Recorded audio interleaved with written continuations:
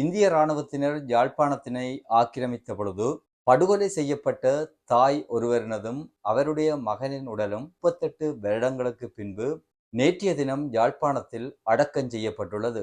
இன்றைய இந்த காணொளியில் இது தொடர்பான சில விடயங்களைத்தான் நான் உங்களோடு பகிர்ந்து கொள்ளப் போகின்றேன். 1987ஆம் ஆண்டு இந்திய இராணுவத்தினர் குறிப்பாக வடக்கில், அதிலும் குறிப்பாக யாழ்ப்பாணத்தினை ஆக்கிரமித்த பொழுது யாழ்ப்பாணம் கண்டி வீதியில் உள்ள வீடு ஒன்றுக்குள் புகுந்து அங்கு வசித்து வந்த தாய் ஒருவரையும் அவருடைய மகனினையும் சுட்டு படுகொலை செய்திருந்தனர். இந்திய இராணுவத்தினருடைய கெடுபிடிகளால் இறந்த உடல்களை கூட அடக்கம் செய்ய முடியாத நிலை அப்பொழுது யாழ்ப்பாணத்தில் காணப்பட்டது.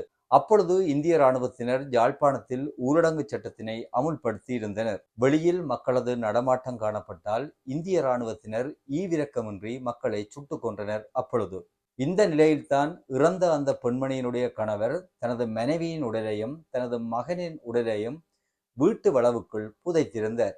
பின்னர் அதில் ஒரு கல்லறையினை கூட அவர் கட்டியிருந்தார்.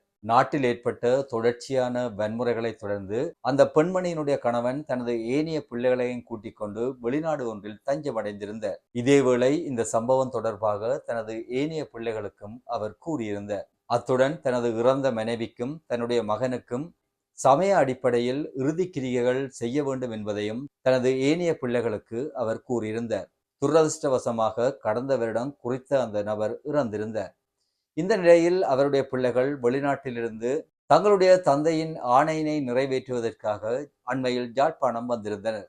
தமது தாய் மற்றும் தங்களுடைய சகோதரனின் உடலை தோண்டியெடுத்து சமய அடிப்படையில் இறுதி கிரியைகளை செய்வதற்காக யாழ்ப்பாண நீதிமன்றத்திற்கு விண்ணப்பம் செய்திருந்தனர்.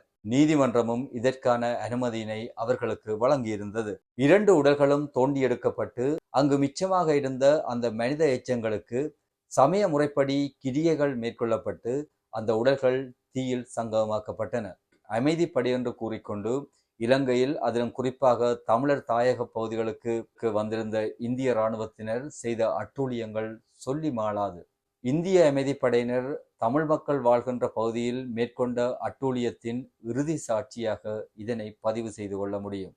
மீண்டும் இன்னும் ஒரு காணொளியில் உங்களை சந்திக்கும் வரை உங்களிடமிருந்து விடைபெற்றுக் கொள்கின்றேன். நன்றி, வணக்கம்.